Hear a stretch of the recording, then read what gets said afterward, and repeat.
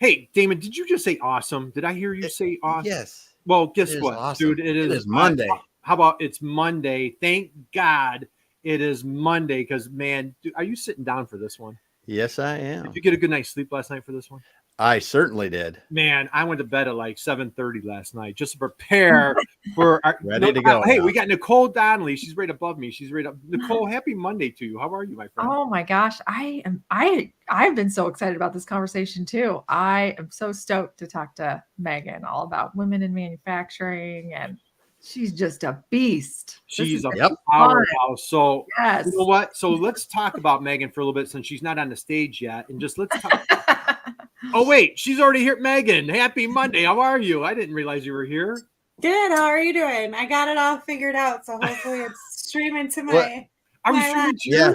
Oh my I hope goodness so. gracious. So, all right, guys. Hey, Kurt Anderson here, my co-host, my brother from another mother. We got Damon Bastulka on the other side of the country, living at large in Seattle. We've got my partner in crime right above me. We've got Nicole Donnelly, DMG Digital, the one, the only. And of course, it is our honor. It is our privilege to introduce, and I can't imagine you're not familiar with this young lady, Meaghan Ziemba, the Maven of Manufacturing. Meaghan, happy Monday. How are you? Good. Happy Monday, everyone. Thanks for having me. I'm really excited. I was definitely looking forward to this conversation because I was on once before and I had a lot of fun. So Nicole, Damon, we have a repeat offender here. So she didn't learn enough the first time. And so she's a glutton for punishment. She's coming back. But hey, we've got a bunch of people dropping notes here. So rolling hey, Karen, in the comments. Happy Hi, Monday. Karen. We've got Dinesh here today. We've got Mashhood here. Hello to you. Elizabeth is here. Man, we've got all sorts of fun friends. So, guys, hey, Whitney Houston's in the house today. Whitney. So, hey, I just had a great Hi, Whitney. Whitney. Man, I just talked with Whitney on Friday, so we're doing some fun things. So, Whitney, happy Friday. Hope you guys had a great weekend. So, all right, let's kick things off. Now, Meaghan, if you recall, since you are a repeat offender, you were on the program before, and it happened to be a holiday around that time. Damon? Yep. It was Thanksgiving week, just for a little fresh reminder to everybody. And so we open up with the program talking about who and what we were thankful for. Meaghan, I don't know if you remember that at all, but I'm going to change gears. I'm throwing a little curveball at you today. Okay. Okay. So last time we talked, I asked you who you were grateful, who you were thankful for, because it was around Thanksgiving time. It was like a couple years ago. Yep. Today, I have a little different question for you. Are you ready? Are you sitting down? You ready for this one? I'm sitting down. Yep. Okay, here we go, Meaghan. Brace yourself. Yep. Seatbelt strap, Meaghan Ziemba. When you were a little girl growing up, and Damon, I don't know if you remember this from our last episode. Guess where she's from originally? Upstate New York. For all us upstaters, right? Oh. She's originally from upstate New York. So, Meaghan, when you were a little girl growing up, became this amazing, incredible manufacturing rock star that you are. When you were a little girl growing up, who was your hero? Who was your hero as a little girl growing up? That's such a tough question, but I'm going to have to, and this is probably cliche of me saying, but I'm just going to have to say my mom because she took care of 6 of us when my dad was working. So I'm the youngest of 6. They've been married over 50 years, and she was a rock star, stay-at-home mom, and we all wanted to be mothers because of her. We all wanted to be married and have kids. And she always encouraged us to try things and never back down for anything. And she highly encouraged us all to pursue college and try to be as successful as we can because she felt that she kind of lost that opportunity. She made a huge sacrifice to quit nursing to be a stay-at-home mom. And she just, she's a rock star. Every single birthday that we had, we each had our own custom cake that she made. And that's why I do what I do with my kids on their birthdays. I make them their own homemade cake. And whatever they tell me they want, I try to make it. I'm not the best cake designer, but, I at least try and the kids have fun with it. So definitely my mom. That's awesome. Well, hey, that's one of our favorite answers, Meaghan. And mom's name, can you share mom's name with us, please? Yeah, her name is Kathy or Kathleen. Perfect. She's All awesome. right. Hey, Nice. big shout out to Kathy. So when she catches us later, how proud, what a wonderful just powerhouse that she created. So whatever she did, great role model, helping, raise six kids. And just, you're a mom of 3 yourself. And just, we just love having you on the show. And hey, we've got Bonnie here today. Bonnie, and a wonderful manufacturer. And Elizabeth says, Elizabeth. hey, Long Island, New York here. My mom too. So Elizabeth, thank you for dropping. Guys, drop comments in the chat box. Let us know that you're out there. Let us know where you're coming from. Drop a note and a hello to Meaghan. Bring those questions on. And so David, Nicole, you guys fire in the questions. I'm going to kick off with the first one. Meaghan, we talked about it a little bit last time, but for folks that aren't familiar with you, you are the Maven of manufacturing. Curious minds want to know, can you please share, give us a little background of Mavens of Manufacturing. What led you to bring your superpowers and to make a world better, a better place with this whole drive towards manufacturing? Yeah, so I'm a technical writer by trade for industrial manufacturers. And when COVID hit, I was kind of going through this transition period of quitting my job and then starting Zing Solutions, which is my writing business. And then at the time when I was married, my husband lost his job. So I had to go back to corporate, started working for this chemical etching company right around COVID. And a lot of people were going to LinkedIn and other channels to create content to kind of maintain their sanity. And I just saw a lot of conversations around the issues happening in our sector. And it was dealing with a bunch of guys. So when I tried suggesting women guests, they would be like, oh yeah, we'll reach out to them. And then they never did. So I said, screw it. I'm just going to start Mavens of Manufacturing. And the reason why I did it and called it Mavens of Manufacturing is I noticed a trend among women who were in engineering and technology and manufacturing using the term Maven. So there was this assumption that I saw that people were like, oh, Maven is a female. And it's not. It's a gender neutral word, and it means connoisseur or expert. So I didn't want to create another woman in something podcast because I just wanted to focus on the skill sets that women are bringing to the sector and how they're setting the new standards for the industry. So I created Mavens Manufacturing. I sent out a note and said, hey, if anybody's interested in sharing your story, please let me know. And I actually booked up until April of the following year. So I made the announcement in December, had shows booked up until April, and it's just been going strong ever since. And it's been a lot of fun. Really crazy because I just started it for fun and now it's turned into like a business of its own. So that's awesome. what happens when you're passionate about something. It's amazing. Yeah. So it's kind of weird that like you're saying the Mavens of Manufacturing because my whole focus was just on the women who are, because they're the true Mavens of Manufacturing. They're actually putting their boots to the ground and creating these products and stuff. I just am really good at storytelling and connecting with people and bridging gaps. So I just wanted to make that platform for them to feel comfortable enough and be their authentic selves and share why they love this sector, because there is some misconception still that, you know, this isn't a place for women or it's not as creative, or some women are afraid to come to it because they don't know if they'd fit in. And I've met so many amazing women already just through Mavens. So I just want to show that next generation and the current generations who might not be happy with their current career that, hey, you can change your mind and come join us. We have a lot of fun here. So come join the fun. Man, I have a question for you. Yeah. Golly. So good. What is it about, you mentioned specifically that women bring unique skill sets to manufacturing. What have you seen? Because you've met and so many amazing mavens and women in manufacturing. What are some of the unique skill sets that you think, or that you've seen that women are bringing? So I think women are better at building relationships when we're not competing with one another, because I've also seen the negative aspect of being in a male-dominated industry. We tend to compete for that only spot we thought was at the table when actually there's more seats there. We can either build our own table or just bring up more chairs. So we're very collaborative, and I think we're very understanding as well too. And we tend to listen a little bit more, and we want everybody to be successful. So I have a lot of women that I'm connected to. I have to shout out Automation Ladies, Nikki and Allie Gonzalez and Courtney Fernandez. And then there's another manufacturing podcast that just came out. Her name is Shay, and it's called Manufacturing Muscle. So she's going to be on the show later on, and then I might be on her podcast as well too.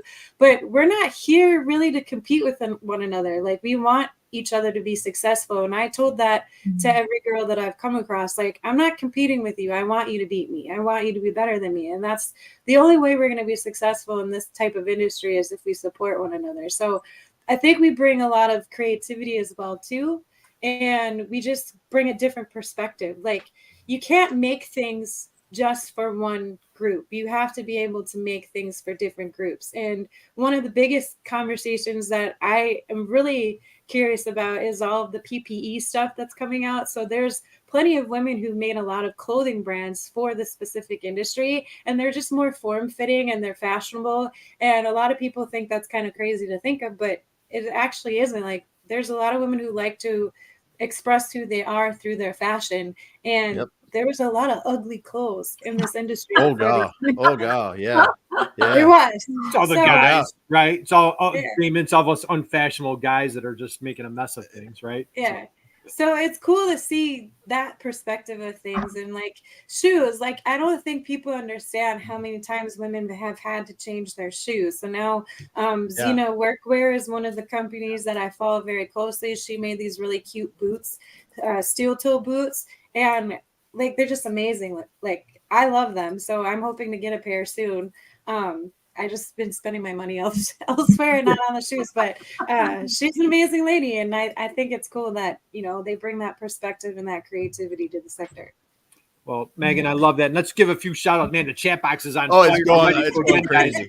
you're Going just crazy. joining us. If again, no introduction needed. And I know you are super humble, Megan, but in my book, you're still the Maven of manufacturing. But hey, we're here talking Mavens of Manufacturing. And Nathan says, awesome contribution. We've got Nikhil, we've got Sean coming from Nova Scotia. Oh, that's awesome. From India. We've got all sorts of folks. Whitney drops a note here. Nice to see you, Megan. She's going to be back in Milwaukee. Yay. Mr. Think Bigger And himself is bigger. here today. And boy, we've got guys again. Kelly. Keep that chat box. Bonnie says, "Good for you, Megan. Passion wins." We got Jess in here today. Had no idea Maven is a general neutral term. That's a great point. So again, guys, Damon, if you keep an eye if I'm missing anything, or Nicole if I'm missing anything, but let's keep this. Hey, and I'm familiar that Shay is amazing. So a lot of great comments here. Keep them coming. So all right, let's go here, Megan. So you are a fierce advocate for young folks, high schoolers. When you and I first met, I mean, it was like manufacturing month, and like you were all over the place. Our little kind of the manufacturing mafia, if you will, you know, the group of rock stars that you hang out with, just fierce advocates of getting young folks fired up and excited about manufacturing. Go there a little bit. Like, why should young people be considering manufacturing as a career ahead of them? Why should all three of us on the stage here? We are girl moms and dads here. Nicole, Damon, and myself. You're such an inspiration for our daughters. Why should young folks, in particular young ladies, be considering a career in manufacturing? Because one, we need them. We got the labor shortage that's around, right? And if we don't start filling it, it's not just an economic threat, it's actually a national security threat. Manufacturing is what makes the world go round. And I think a lot of people take for granted that, you know, there's small products that we don't know the whole process behind making those small products. Like, it's not just something very simple to create something as small as like a thin metal piece that's put into our cell phones. Like, there's a lot of energy and thought that goes into creating something that thin and that sustainable to make something last as long as it does. So we need younger people because they look at the world from a different perspective than we do. And the next generation is called the digital natives for a reason. They're so connected. So they're going to understand technology a lot better than some of the older generations. And we definitely need that for all of the advanced technologies and the automation that's happening. And in another perspective too, like, it's just a place for everyone. You don't have to necessarily work well with your hands. You don't necessarily need to be good at like math or science. You could be a creative writer. Like, that's where I started out. And then I found out about professional writing. You could be, you know, someone that's good in finance. There's a lot of companies that need people who are good at numbers and crunching those numbers. There's supply chain, there's distribution, there's packaging. There's so many opportunities for people to come here and whatever they value, put their heart and soul into that and make something really great. And if we don't start closing these gaps, again, like I mentioned before, we have a really huge national security threat on our hands if we don't start bringing back the pride and passion in American manufacturing. But that's just like my opinion. So I think we need to just get them exposed to it, let them see the difference that they can make. Because there's a lot of kids out there that do want to provide value. I know there's this assumption that the next generation doesn't want to work and they all want to be some sort of influencer like the Kardashians. But I've talked to so many students, and that's not the case at all. Like, we just have to have the conversation with them. That's amazing. How about this comment, Nicole? Megan has nailed a couple of Yep. critical elements manufacturing is required. Justin, I think I saw he dropped a comment. Bring domestic manufacturing back and end the supply chain issues. Okay, all right. We just need to kind of just save that yeah. one. Okay. You hit something a while ago, though. You said something you didn't even think about it. You said something about women, you know, places in manufacturing where you build your own table or bring more chairs. I mean, I'm going to tell you from my experience that the women I worked with in manufacturing taught me more about being a good leader and running a good business than I would have ever learned anywhere else. Because they're so good at that, so good at putting together groups of dissimilar people, so good at empowering others to be really good at what they do. And I was just fortunate to be able to do it. But you went over it quickly, and I think we should go back, think about that a bit, because we need them in manufacturing more than we even realize. Yeah, I agree. And hey, Katie's here today. So Katie, Boom.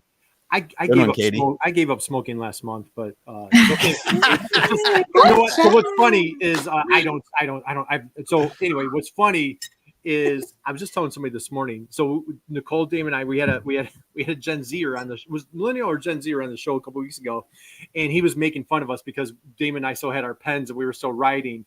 And I'm like, Damon, he's waiting for us to get our inkwell out and dip our ink, he's like, oh, I'm all digital. I do everything on tablets. But all right, let's go here. So I just did a couple of site tours this morning. Everybody on the panel, everybody on it's going to absolutely love this. So the SBDC, Small Business Development Center, State Director of New York, wanted to visit a couple of manufacturers. So I took her to a couple of manufacturers this morning. And this one tour that we went on, this company is so cutting edge, Damon. You're going to love this. They have key fobs to let their employees come in virtually any time to work on the floor. So like, kids are in a basketball tournament over the weekend. They could come in at 3 a.m. and just knock down a couple hours of their shift and then be with their family when they need to. They could come in at any time. They have a couple of requirements, 2 people on a cell or whatever it might look like. But, very diverse crowd, lots of women. And you know who the plant manager is? My dear friend, Andrea. She is woman. Hear me roar. So Megan, what are you hearing as far as like the needs for flexibility, diversity? Let's go there a little bit if you could. How can manufacturers help inspire that flexible workforce? So I think we just need to recognize that it is possible in some situations. I don't think in every situation it can be possible, but then again, that's going to determine on the type of work that an employee is looking for and who they're most compatible with when they're trying to find a job. I'm a writer, so I can work from anywhere as long as there's a laptop and a good Wi-Fi connection. So there's really no excuse for me to have to be anywhere specific for a certain amount of time. And creatives are just more weird with how we create. I guess weird is the wrong word, but I can't write in an office when there's 20 other people in the office and they keep coming to me, asking me all kinds of questions. It just kind of disrupts my workflow. And most of the time when I do write, it's late at night because my kids are sleeping. So I have weird work hours. I don't work the same set of hours all the time. But when you're on the shop floor, it's a little bit different. And I think there's a way to create a flex schedule where you're getting those hours. I'm not too familiar with what the laws are state by state. So I don't know if there's something that affects that. But if you can let a person decide to come in early so they can leave earlier, so they can pick up their kids, I know that would be extremely helpful for some families because sometimes they split it up where depending on the parent's schedule, one can drop them off in the morning and then the other person can pick them up in the afternoon if they have that alternating schedule. The other thing that's really interesting is I just had a conversation last week with Angie Simon. And she created this heavy metal summer experience where it's teaching kids about the trades, but she comes from the construction industry. And one of the things that they're creating are actually breastfeeding pods for construction sites. So any woman that's in construction actually has a private space on site to go and pump if they need to pump. So I think there's other factors involved too that would help more women get attractive. For diversity, I mean, we have to start having tough conversations around diversity. In the United States, because we have such a melting pot of different cultures and experiences and identities, we really need to start understanding why it's important for us to accept someone that might not identify in a certain way that we're all used to identifying in. So we have to kind of take a step back outside of our own personal experiences and ask ourselves some really hard questions of like, why a certain thing might bother someone else, and then how we can make it more comfortable for facilities to be more inclusive in terms of those issues that we see every day on the media. So what kind of inclusive language can you include in your job description? How can you put that into your work culture and your environment? Like, you don't have to agree with people's personal opinions, but you should respect them as a human being. And I think once we can have those hard conversations and open dialogue, it would be a lot better for leadership and their companies as a whole, because then you're attracting that next generation, which that is a really hot topic for Gen Z. And my daughter is part of it. Her and I have had some pretty deep conversations about her friends and herself. And it matters to them. So how can we do that? And then what sort of organizations can you partner with? So I know a ton of organizations. I'm going to call out Kara Branch. She's doing amazing things. She started out as a chemical engineer. She now founded this Black Girls Do Engineer organization. And it's because her daughter came up to her and said she wanted to be a software engineer. Kara's like, when I was in the chemical space, she's like, I was the only woman for the most part, and I was the only woman of color for the next part. So I didn't want her to go through the same adversity experiences that I went through. So she started this Black Girls Do Engineer to help bring awareness to Black girls in her community about the STEM opportunities that exist. And I think within 3 years, she had 3 chapters because it grew so much. So we just have to start having these conversations, because if we think that, oh, they're just not interested, and oh, if we just wait around, people will come. No, we have to be more proactive and have these conversations, because nobody's going to pursue something if they're not aware of it, or if they don't see themselves either. Well, that's fantastic. And Damon, did you want to drop a comment? No, I have a question for you. Actually, it's good stuff, because the couple things just right off the top. I mean, if you don't have all your documentation in a couple different languages right now, what are you doing? I mean, just simple stuff. And when you talk about the words we use, the things we do, we've been doing a lot of work with this in clients, and it's amazing when you go back and look at stuff and you say, why did we do it like that? We have to have these conversations, because we don't even know that we're pushing people away. Yeah. That's my question. I think a lot of folks are just ignorant about it. Yeah. And so what, Meaghan, as an advocate, what are some things specifically that you think manufacturers need to be thinking about so that we can, because ignorance is no excuse. So what specifically should they be thinking about, and we be thinking about in this industry, that people should be including when they're thinking about inclusivity and diversity? Because you're right on. I think people might, feel a little bit lost about, where do I start? What do I do? I think you need to start with your employees and ask them how their experience working with their company has been, because you're not going to know what you're doing wrong unless you have those conversations with your employees. And you need to make it a safe space for them to be open and transparent about it.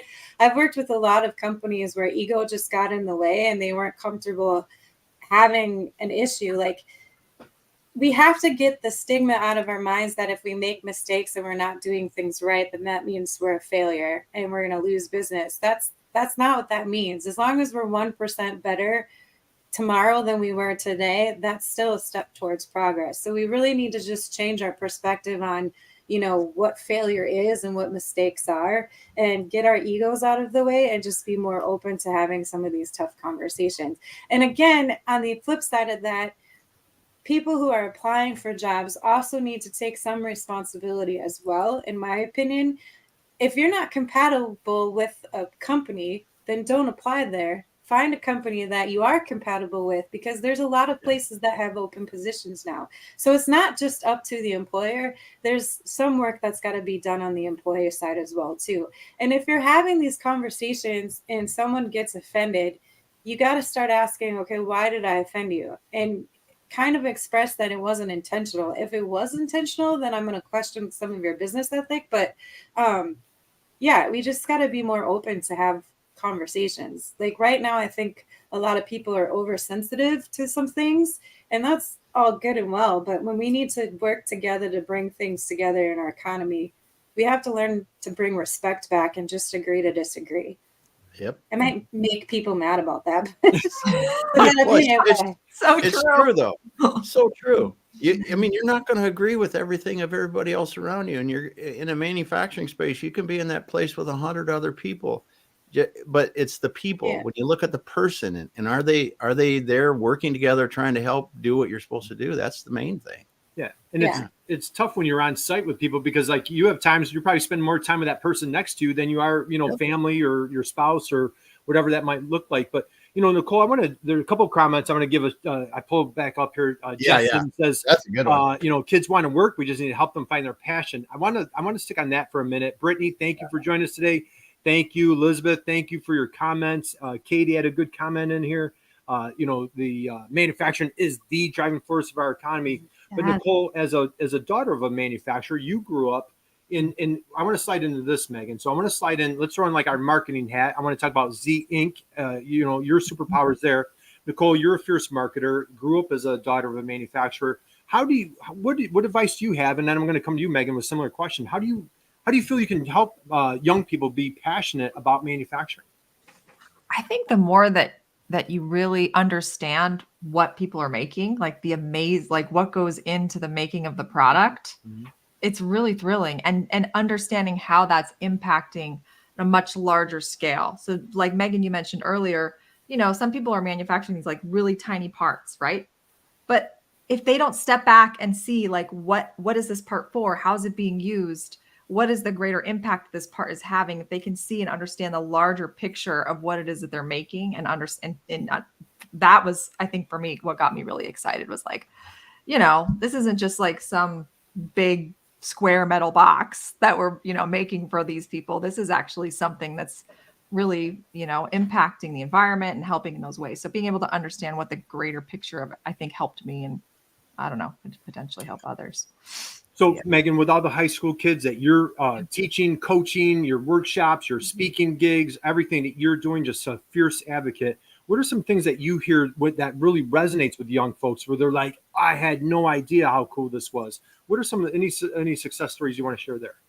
So I just went and visited the high school that I graduated from to get to know I'm going to mess up the acronym, but it's one of the first robotic league teams. It's not the FRC. I think it's the first tech challenge team, FTC. I'm just learning this stuff as I'm going. But they were telling me that, the reason why they joined the robotics team is because they wanted to learn more of the soft skills. And I think we're doing a terrible job instilling the soft skills in the kids that are going to school today. So they want to work. One of the things my daughter was really terrible at was face-to-face communication, because you have to kind of figure they're all connected to their cell phones one way or the other. Yeah. But the thing is because they are connected to their phones, they're also researching a lot of things. So I thought my daughter was just taking pictures and posting them on Instagram like they do. But she was actually doing research on all of her makeup products, all of her facial products, all of her clothes. The other big thing that I noticed is they like thrifting. So they don't like buying new. Well, I'm not going to say they as all encompassing them in a general sense, but my daughter, for instance, she didn't like buying new clothes. Like she likes going thrift shopping because she's like, well, they look brand new. Why does it matter? And it saves energy if we're not buying new clothes all the time and wasting all this energy. And I was just like, what? Like, where the hell did that come from? Like, I was just blown away. So I think the other thing too is a lot of them were interested in sustainability from the conversations that I had. Like they want to know how we can create value in terms of like not wasting so much energy or putting so much pollution in the earth. And yes, that might be a different opinion than what other people have, but this is some of the stuff that they're interested in. One person that I talked to on the tech team, she's like, I just wanted to learn how to public speak better, because she's like, I don't know how to do that very well. I get tensed up when I shake. She's like, I actually want to work.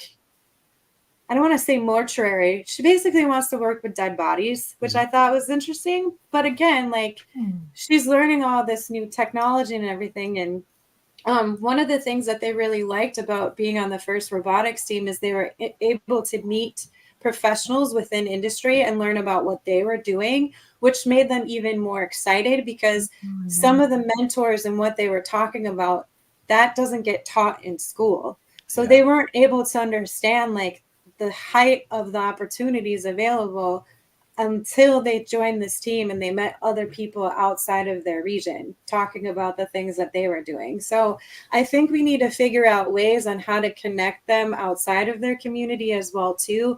And one of the things that I did is I had a virtual summit a few years back. It was right around when COVID was still kind of prevalent and manufacturers didn't want to open up their doors because they just didn't want to get kids sick. So I actually invited 8 presenters in, Jake Hall, Tim Wilborn, Amber Wilborn, Aaron Prather.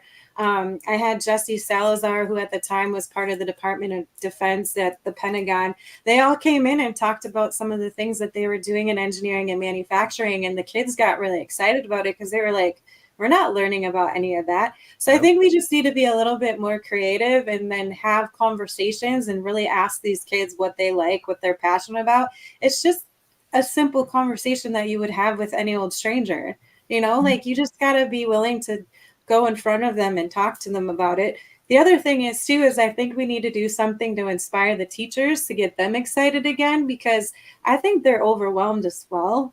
They don't get paid enough for what they do, in my opinion. So I think if we can give them, I just heard this word, it was like an externalship or internship, where some communities are taking teachers and actually giving them an opportunity to upskill their skill set, and they're learning what people in the actual industry are doing so that they can take that information and bring it back to the schools and teach the kids. So I think that's something we need to consider too.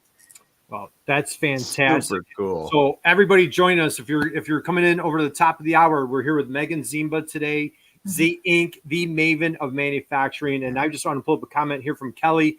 Another opportunity is give space that allows others to be their authentic self, meet people where they are, invite them to see what they can do in the manufacturing world. And we have a question I want to put out. I don't want to put anybody on the spot. Meaghan, here you go. I'm going to go there. What suggestions do you have to deal with oversensitivity? How does it affect productivity? Any thoughts, comments on that question there from Karen? Karen, thank you for the question. Yeah. How does it affect? I always want to ask why someone might be oversensitive about something. So I try to ask why. So if someone gets upset about something, I want to take them aside and be like, okay, this really upset you. Why did that upset you? And I let them know that I'm not the smartest person in the world either. So I'm going to have learning experiences myself. And I think once you find that common ground and that understanding, one, that's going to let them know that you're willing to open up your doors to your own self and admit that you don't know everything. And hey, I might be coming up short here, but I want to have this conversation because I want to better myself as well too. So that's going to show that you care. And employees who work with companies with leadership that cares, they're always more productive, in my opinion. Like, so there's some companies that I've worked with and the leaders that were like, hey, let's do one-on-one coffees. Let's have a conversation. Where are you struggling? What can I help you with? Where the leadership kind of acted like an employee themselves instead of like, oh, I'm the big dog CEO. Employees like that. They appreciated that more, and they actually wanted to come to work and do good for the rest of the team. So it really does start with leadership. And I think we just need to be careful about some people's oversensitivity as well too, because you never know what's going on in people's lives. One manager that I had, she gave us mental health days. So she's like, if you need to leave in the middle of the day because something's going on, just tell me you need to take a mental health day and you can leave and I'll figure the rest of the day out for you. She's like, as long as you're not overusing that or over abusing it, she's like, I don't care. Just go refresh, reset, because if you're having a bad day, it's going to be on your mind for the rest of the day and you're not going to get anything done. I don't know how that would work out on a shop floor, to be honest, because you can't really just let people leave whenever they want because you have to be in production. So that's something that I would need to like do research on or think more about because it's a different setting. It's not going to be the same for every place in your facility. Well, more great comments here. We've got Dean says, people are not failures, only projects. Kelly drops another great comment here about a youth apprentice program. Damon, we got our buddy Mark Hill. Mark Hill. How you doing, Mark? Illinois. So every high schooler should read So Good They Can't Ignore You. So that's a great suggestion there. We've got Carrie dropping a note. Our community does teacher counselor externship during the summer. So that is fantastic. Nice. Thank you, Carrie. Again, guys, thank you for the comments here. How about this applause from Rebecca? Rebecca, happy Monday. Teach the teacher. Let's slide on our marketing hats. Okay, let's go there. So we've got some marketing minds on stage. We've got some marketing minds in the crowd here. Manufacturers, not always synonymous with marketing. I know that might be a little shocker there, right? Meaghan, what inspired you to bring your superpowers from a marketing standpoint, copywriting? Let's go a little bit about what are you seeing with manufacturers? What should they be doing? What are they not doing from your perspective, from a marketing standpoint? I think they're getting better at it, but for whatever reason, they really aren't very good at sharing their stories. So when I first started out back in 2008, one of the things that kept coming up was like, well, why would I share that? What we do is boring. There's no value behind it. So I like to try to take those quote unquote boring components and find out what they're actually being used for. So I mentioned that I worked for a photochemical etching company, and we had these thin metal parts that went in some components that actually were on Mars. And the big issue nowadays seems to be NDAs. Like, I hate NDAs. I understand why people sign them and I understand why people have them, but it really does put kind of a kink into, can you still hear me? Yes. Okay. My headphones did something weird. So I was like, did I cut out? But it really does put a kink in how manufacturers are able to talk about themselves. So I always try to tell manufacturers there is a way to share those stories and be very vague about them, and just say, hey, you don't necessarily have to focus on that component and that specific company, but maybe focus on the process of that component and how it's helping other companies, so that you're still telling that story of why it's important to do business with you. Another thing I think companies should try to do more of is testimonials, because that's like going to showcase your credibility. So if you can get a few customers who aren't so picky about the NDAs and have them just say, hey, this is why I like this company. These are the reasons why we get along. This is why I trust them.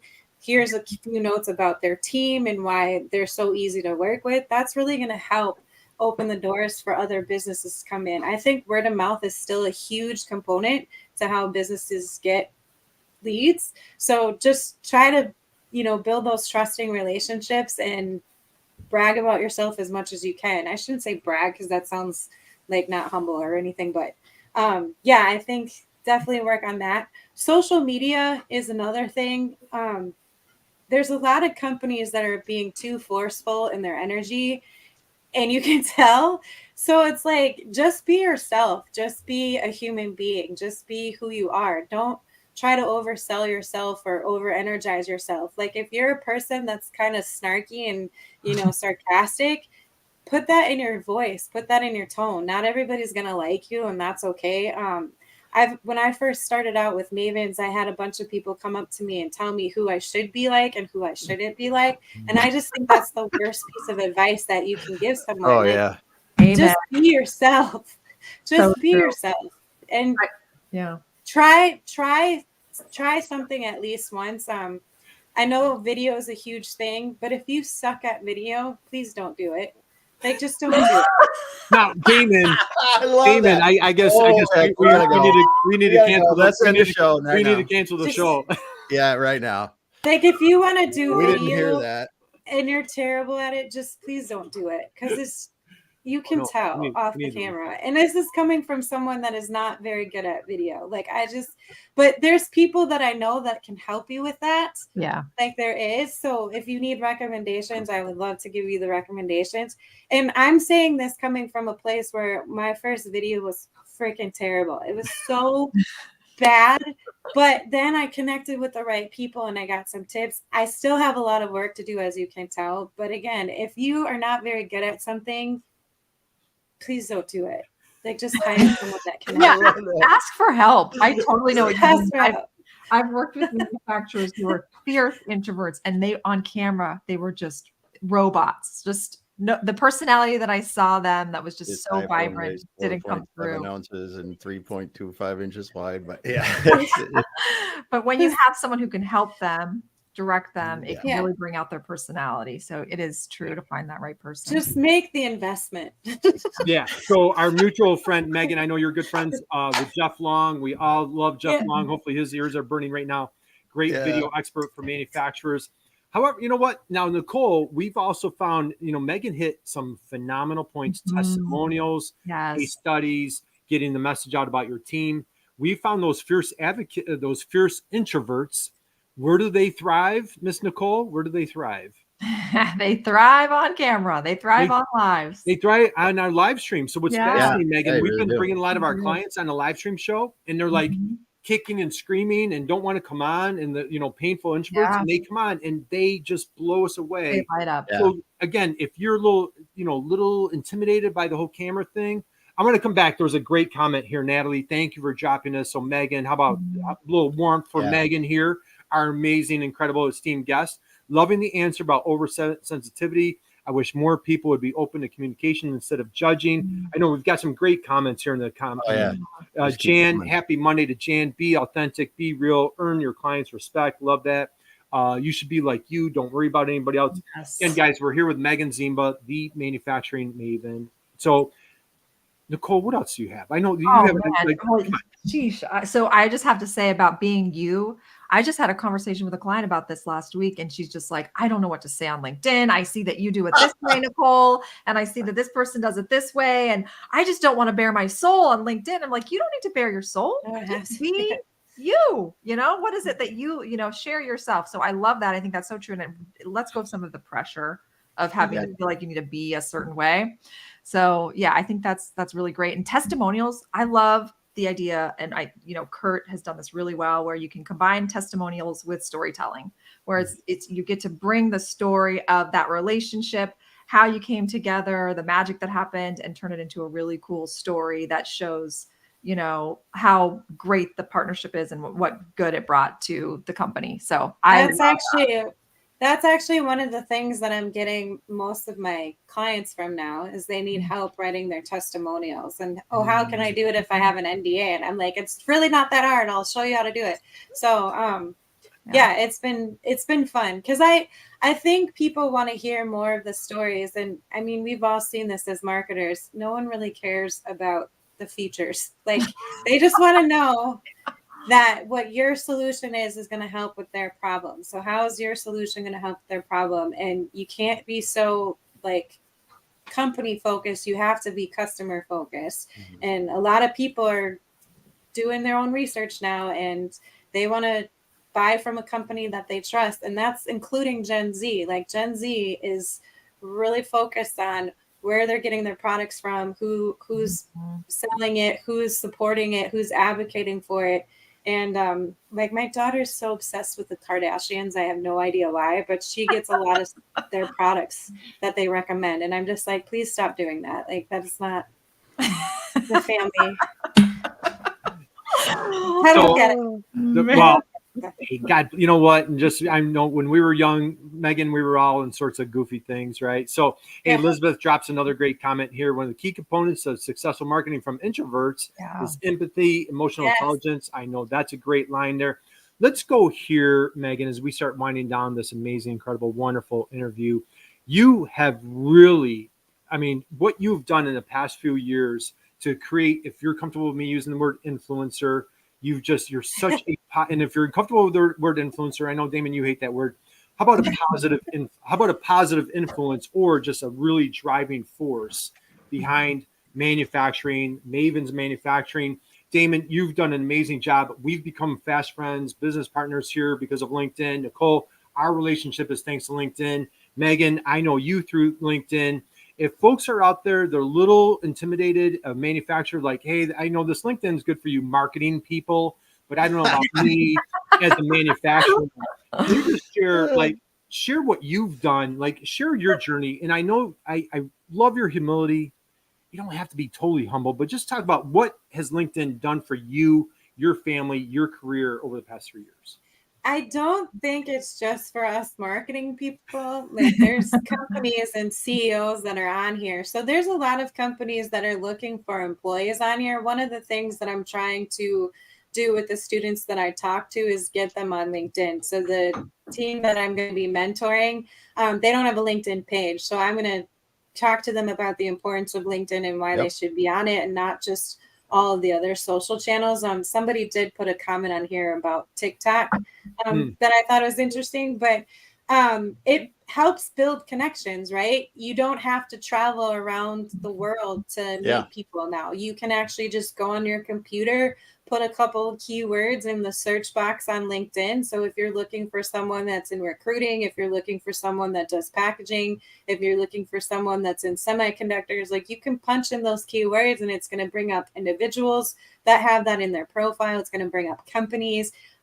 There's a nice feature on there if you're looking for a new job. They always have the job feature on there so you can look all throughout the world where different positions are. It's really a good connection to have on LinkedIn if you're looking for opportunities and bringing in clients. So I have not just the Mavens page, but I also have the Z-Inc page. It's not as active as the Mavens one is right now. I'm going to try to work on that a little bit more so people can actually see more of my writing stuff. But I mean, it helped me quit corporate. I don't have to work for somebody. I work on my own now, and I've been doing it for 3 years and it's been successful. So if you're looking for new leads, definitely go on LinkedIn and put yourself out there and message people and, but don't try to pitch them right away. Like I get a lot of pitches right away and I just delete those and block those people because it's just like, you know nothing about me personally. I don't want this relationship with you. That's not a good thing, Meaghan. You don't want to pitch. No. You don't. I think I mentioned this too on a podcast. There was a couple of them, and maybe I should start growing my hair out more. I don't know, but there's been a couple that messaged me and they were like, "Sir," and I'm like, "Who are you talking to?" Because I'm not a sir, but okay, yeah. Like you see my picture, and it's So I don't know. It's just funny. Everybody's like, it's a bot. And I'm like, I don't know if it's a bot. Even if it is a bot, like, okay, cool. Now, Meaghan, next time you do come on the show, we are going to shave something on the side here of our, right? So anyway, but that's another story. But all right, can you share with everybody out there, please familiarize them with your show. Who are you interviewing? 123 episodes. How about a big round of applause? Awesome. For just being what a fierce advocate. All three of us on the stage here, Nicole, Damon, myself, we know how hard it is to, that consistency, to be putting out that content, interviewing folks on a regular basis. Introduce anybody that's not familiar with your show. Talk to them about Mavens of Manufacturing, some of the episodes and guests that you have coming up. Yeah, so Mavens is just a platform for women who are in engineering and manufacturing, the trades, to come on and share their story and what their skill sets are and how they got involved with engineering and manufacturing. Because I noticed that before in our society, like we didn't really pitch this sector to women when they were going through high school. And a lot of the conversations I have, women are like, oh, I fell into this completely by accident. So I want to share those stories so that we can come up with ideas to be more purposeful in promoting it to women. And it's not just women on the shop floor. It's actually C-suite leaders and, people starting out, people that changed careers. I had a few second chance women on. I'm also interviewing students because I want to hear their perspective as well and why they might be thinking about joining engineering or manufacturing and what are some of the obstacles they are facing as students. I did talk to a couple of interns at Automate who purposely went to career booths at their high school that only had women representing the tables. So any table that did not have a woman, they skipped over those companies, and those companies lost out on some really amazing internships. So just things like that to bring to the forefront so that we can all start thinking about how to change our strategies in recruiting and brand awareness. I had Ray Ripple on, who is a metal artist. She was also on a TV series where she was competing, and I think she got pretty far in that series. This week, I have Nicole Calhoun. She actually teaches people how to be better leaders and what what their weaknesses are and their strengths are. She's going to be speaking at the Empowering Women in Industry event that's coming up in October. Some other guests that I'm hoping to talk to are Anissa Mutana, who's from Illinois. She works at metal grinding. She's actually CEO and owner of a metal grinding company. I'm going to an AMT event in Austin, so I'm going to be talking to the AMT ladies there, which is MC, Bonnie, and Catherine, and they're also in charge of IMTS, so it's going to be interesting to hear what they have coming up for IMTS. And then I'm booking for 2024. So there's a few people that I still need to talk to book dates for 2024. Another woman that I want to interview, her name is Da'ila. She's actually a welding teacher, and she wasn't planning on being a welding instructor, and then she got pulled into it. And she said that her first year teaching, there was only like 2 girls in her welding class. And then the following year, she had like 6 or 8. Wow. So the students were talking about her and like, oh yes, this class is awesome. So she's like, it just proves that, if you can inspire that next generation, they're going to talk about you with their friends, and then their friends are going to get interested in it, and you're going to pull them in. So a lot of interesting guests. I had Barbie the welder on for a past episode.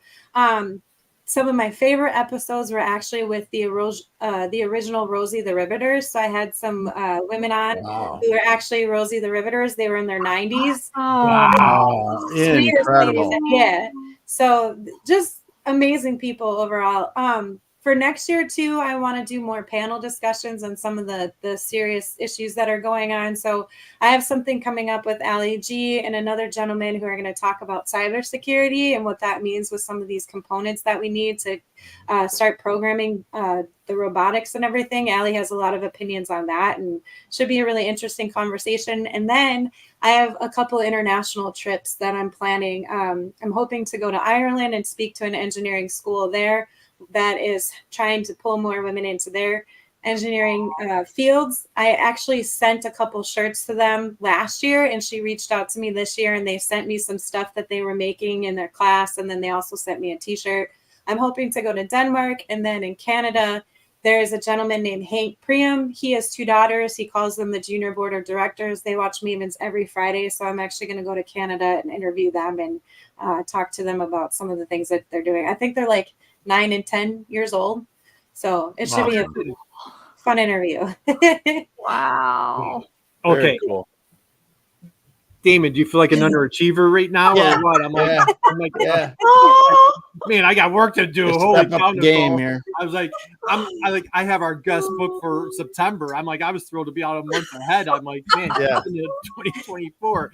So, man, if you know friends, family, I know like, you're certainly not actively searching for guests or maybe you are, but boy, if you know somebody that's just crushing at manufacturing, reach out to Meaghan, Nicole. I've got a few people that come to mind that be great. Yes. Now, there's a rumor going around, Meaghan.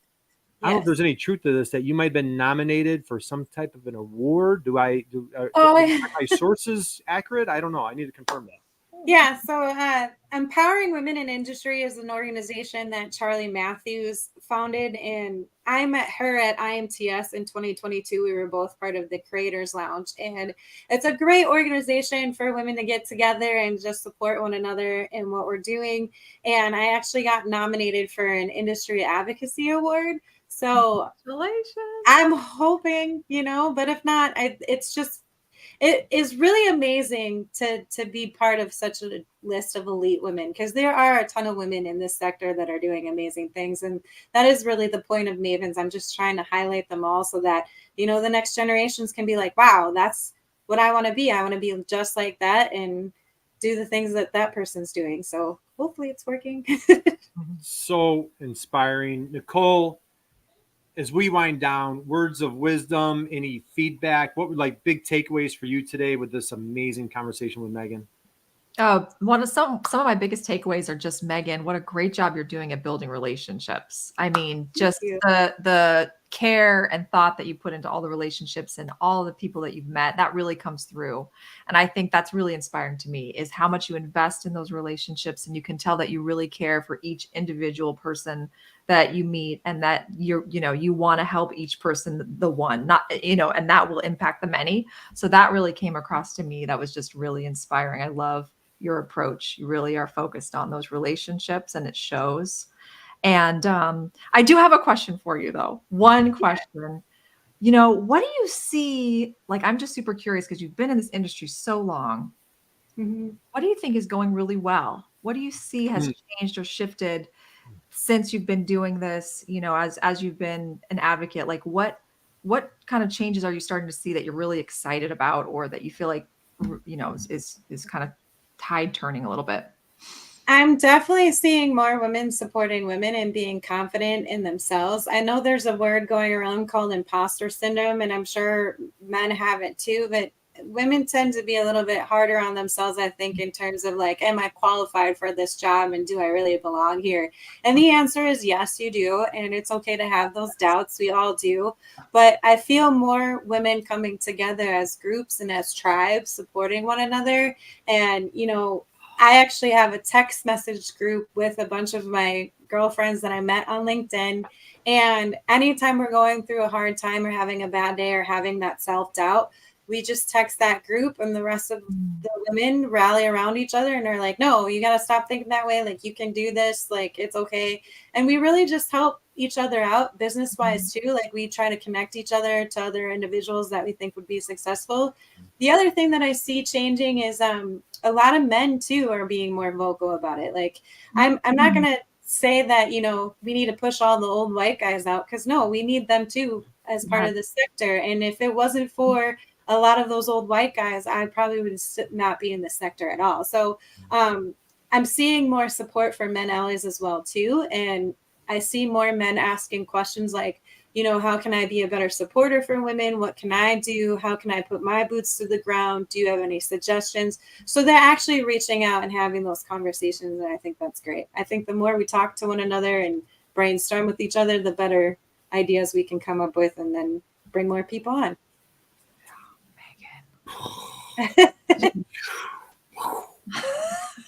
Bam, drop the mic. All right, before we lose anybody, so you've been sitting around for this past however long it's been, this amazing, incredible conversation. It's a great time to stand up, give a little stretch. And how about a big standing ovation for Meaghan Ziemba? I know we're coming to the bottom of the hour, but Meaghan, I have to hang on. You've got to hang on for one more minute. Damon, takeaways, thoughts. What are you walking away with? Just this. I mean, it's mind blowing every time we talk to Meaghan. What your takeaways today? I just love your honest approach. Aww. I mean, there's just nothing more than, this is the way I see it. I'm out here to help people, and this is what I'm going to do. And just keep doing it. Keep doing it. It's what we need. Because you hit so many good things today that were important for us, not just in manufacturing, but anywhere. Just keep doing it. Thank you. I appreciate that. Meaghan, first off, thank you. We applaud you. We salute you. We commend you. You're just such a fierce advocate for manufacturing. You're an inspirational mom. You're a good friend to so many people. And just, we love you. We adore you. We are rooting you on. When you're having those tough days, drop us a note. We are right here in your corner supporting you. Nicole, Damon, I wasn't going to do this, but Meaghan, if you have another minute, I have to go here. Okay. Yeah, for sure. Are you a baseball fan? I am. Are you a big baseball fan? I am for a specific team. What team? Who's your team? The Chicago Cubs. You're a Cubsy. Okay. Huge Cubs fan. Absolutely love it. Here we go. Are you ready? Are you sitting down? Here we go. Okay. Cubs are playing the Cardinals. It's the bottom of the ninth. It's a tie score.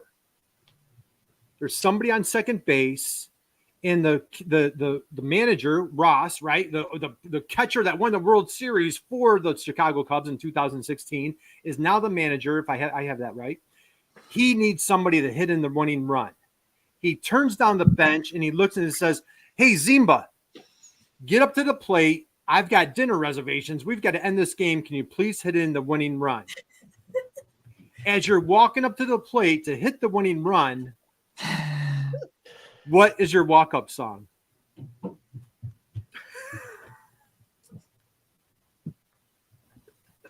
Wow, that's a great question. Isn't it really good? You're I'm in dying. Wrigley. Yeah. I'll give you a little. I'm distracting everybody else. Ready? And guys, drop a note in the comment. Tell Meaghan how awesome she was. It's bottom of the ninth. You're playing the Cards. There's somebody on second base. You've got to hit in the winning run. What song needs to come on the loudspeaker for you to hit that winning run? Maybe this is a little macabre, but the metal song "Let the Bodies Hit the Floor." That part where they're like, the fun part where they're like, "Ah." I'm walking up right when he does the scream in that song. Yeah, you know that's putting in the winning run for you, right? Get me going. You know, like Perfect. everybody just drop to the floor because she's gonna hit it out of the park. Nice. I don't know. That's awesome. Meaghan, thank you. You never disappoint, my friend. That you never disappoint. So, all right, let's go here. Meaghan, again, thank you guys. Connect with Meaghan on LinkedIn. Please follow her. Check out her show. It's on Fridays. Mavens of Manufacturing. Just follow everything that she does. Any young folks that are thinking about manufacturing, send them Meaghan's way because, boy, she will convert them into a raving manufacturing fan. So, guys, we're going to close out. And Meaghan. real quick, if you need T-shirts for your youngins, let me know because I love sending out merch to all of the kiddos that are interested in engineering manufacturing. We got Mavens of Very Manufacturing swag. I might have to hit you up with my daughter for that one. So, all right, guys, thank you. God bless everybody. We're back here Friday for another amazing, incredible guest. You guys have a killer, amazing week. And like how we'd love to close out, just be someone's inspiration, man. Just like Meaghan is just inspiring everybody in her network. Just be someone's inspiration. And boy, it just makes the world a better place. So guys, have a great week and we'll see you soon.